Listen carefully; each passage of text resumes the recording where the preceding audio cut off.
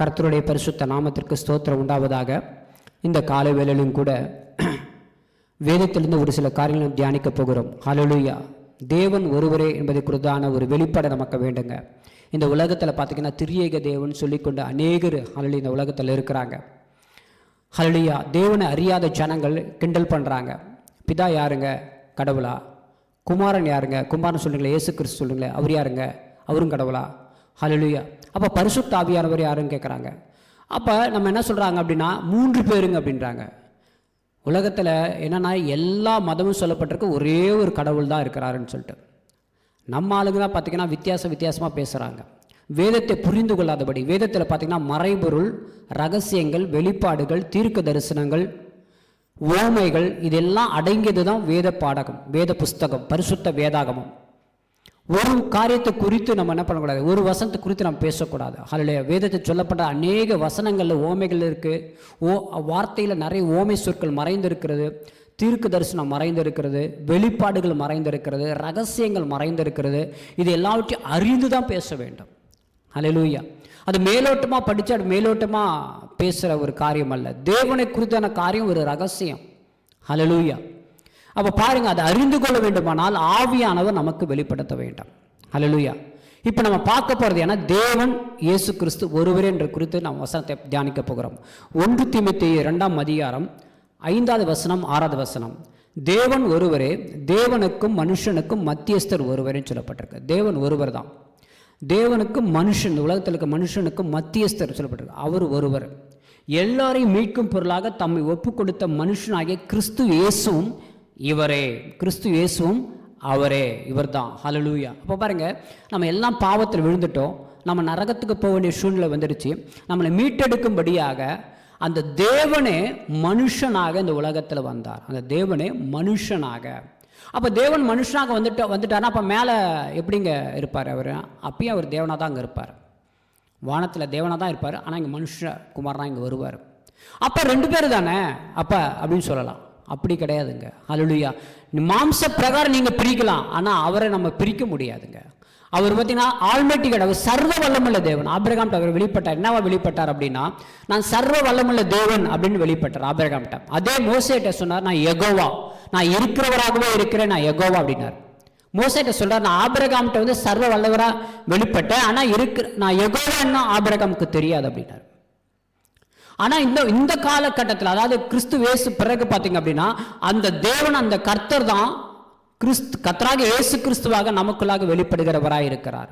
அதே தேவன் பழைய ஏற்பாட்டில் இஸ்ரவேல் ஜனங்களை வழிநடத்தின அதே தேவன், அதே கர்த்தர் தான் நம்மை இப்போ கர்த்தராக இயேசு கிறிஸ்துவாக நம்மளை வழிநடத்தி கொண்டு வருகிறார். ஹல்லேலூயா. அப்போ யெகோவா என்ற நாமத்தில் வெளிப்பட்டார். இப்போ கர்த்தராக இயேசு கிறிஸ்து என்ற நாமத்தில் நமக்கு வெளிப்பட்டு கொண்டு இருக்கிறார். இந்த வெளிப்பாடு நமக்கு தெரிய வேண்டும். ஹல்லேலூயா. அது மாத்திரமல்ல, இதற்குரிய சாட்சி ஏற்ற காலங்களில் விளங்கி வருகிறது அப்படின்னு சொல்றாரு. இதற்குரிய சாட்சி வசனத்திலிருந்து சொல்லப்படுகிறதான வார்த்தை தான் சாட்சி. ஹல்லேலூயா. அதுதான் ஏற்ற காலங்களில் வெளிப்படுகிறது. எப்படின்னா, பரிசுத்த ஆவியானவர் நமக்குள்ளாக வெளிப்படுத்தி கொண்டு இருக்கிறார். அந்த பரிசுத்த ஆவியானவர் யாருங்க? 3வது நபர் சொல்றாங்க. இந்த உலகத்தில் அநேக வேத பாதகர்கள் சொல்றாங்க, அநேக ஞானிகள் சொல்றாங்க. 50 வருஷம், நான் 30 வருஷமா 40 வருஷமா ஊழியம் செய்ய சொல்றாங்க. பரிசுத்த ஆவியானவர் 3வது நபர் சொல்றாங்க. ஹல்லேலூயா. அதே தேவன் தாங்க அவர். ஹல்லேலூயா. இந்த வெளிப்பாடு இல்லாதனால தான் உலக ஜனங்கள் நம்மளை என்ன பண்ணுறாங்க அப்படின்னா கேலியும் கிண்டலும் பண்ணுறாங்க. அவங்க என்னத்தங்களை சொல்கிறாங்க, இயேசு கிறிஸ்துக்கு முன்பாகவே எங்கள் கடவுள் வந்துட்டாருங்க அப்படின்றாங்க. ஹல்லேலூயா. அவர் ஆதியில் அண்ட சராசரத்தை உருவாக்கினது இயேசு கிறிஸ்து தான். இந்த வெளிப்பாடு நமக்கு வேண்டும். அப்போ பாருங்க, யோவான் 1ஆம் அதிகாரத்தில் ஆதியிலே வார்த்தை இருந்தது, அந்த வார்த்தை தேவனிடத்தில் இருந்தது, அந்த வார்த்தை தேவனாய் இருந்ததுன்னு சொல்லப்பட்டிருக்கு. அந்த வார்த்தை தேவன் யோவான் 1ஆம் அதிகாரத்தில். அதே தீமோத்தேயுல தான் 2ஆம் அதிகாரம் 1 தீமோத்தேயு 2ஆம் அதிகாரம் 6வது வசனம் சொல்லப்பட்டிருக்கு. அந்த வார்த்தை தான் இயேசு கிறிஸ்துவாக இந்த உலகத்தில் நமக்காக அடிக்கப்பட்டாருன்னு சொல்லப்பட்டிருக்கிறது.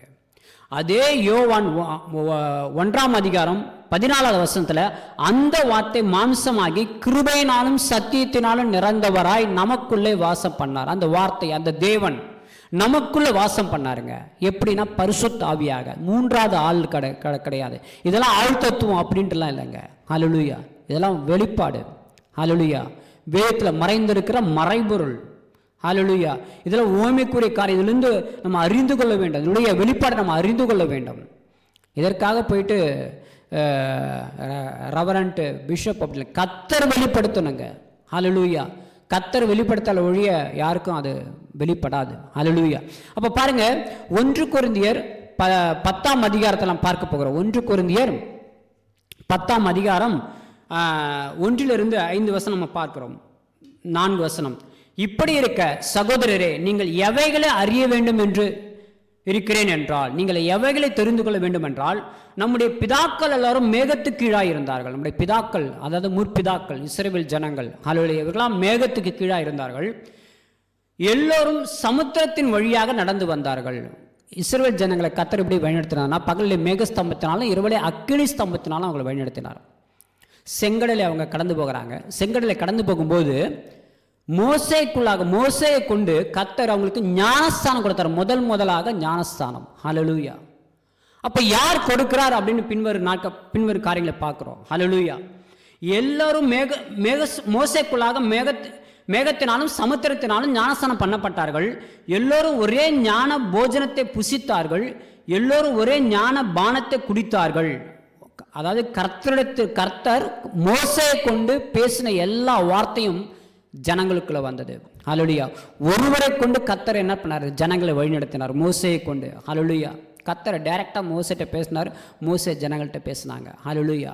அப்ப பாருங்க, அவர்களோடு சென்ற ஞான கண்மலையின் தண்ணீரை குடித்தார்கள். அந்த கண்மலை கிறிஸ்துவேன்னு சொல்லப்பட்டிருக்கிறது. அந்த கண்மலை கிறிஸ்துவே.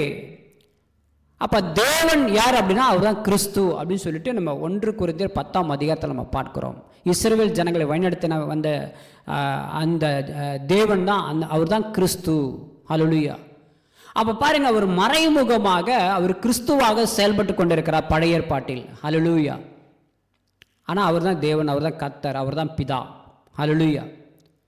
இன்னும் வருகிற நாட்களை நம்ம என்ன பண்ண பார்க்க போகிறோம்? இது பகுதி 1, பகுதி 2, பகுதி 3, 14 நம்ம என்ன பண்ணோம்? பிரித்து பார்க்க போகிறோம். 2 வசனமாக 3 வசனமாக நம்ம பார்க்க போகிறோம். ஹல்லேலூயா. இதுதாங்க சத்தியம். வேதத்தில் அநேக ஆசீர்வாதமான வார்த்தைகள், இன்னும் அநேக காரியங்களை குறித்து நீங்கள் கேட்கறது தப்பு இல்லை, கேட்கலாம். ஆனால் அதற்கும் மேலாக அவர் யார் அப்படின்னு அறிந்து கொள்ள முடியாது. தேவன் யார், அவர் எப்படிப்பட்டவர், இயேசு கிறிஸ்து யார், அவர் எப்படிப்பட்டவர் என்பதை அறிந்து கொள்ள வேண்டும். ஹல்லேலூயா. அவர் ஒருவராக இருக்கிறார். ஹல்லேலூயா. இந்த வெளிப்பாடு நமக்குள்ளே காணப்பட வேண்டும். இதை தெரிந்து கொள்ளுங்க. ஹல்லேலூயா. இன்னும் வருகிற நாட்களில் இன்னும் பிதாவை குறித்தும் பரிசுத்த ஆவியை குறித்தும் இன்னும் அநேக வார்த்தைகளை கொண்டும் அவர் ஒருவரே என்பதை குறித்து நம்ம தியானிப்போம். தொடர்ந்து இந்த வீடியோ நீங்கள் பார்த்துட்டே இருங்க. கர்த்தர் தாமே நமக்கு ஆசீர்வதிப்பாராக. கர்த்தர் தாமே ஒவ்வொருவரையும் பலப்படுத்துவாராக. ஆமென். ஹல்லேலூயா. இந்த உலகத்தில் பலவிதமான வார்த்தைகள் வரும், ஆனால் அதெல்லாம் கேட்கக்கூடாதுங்க. வேதத்தில் என்ன சொல்லப்பட்டிருக்கோ அதை தான் கேட்கணும். Hallelujah. Amen. Praise the lord. Glory to Jesus.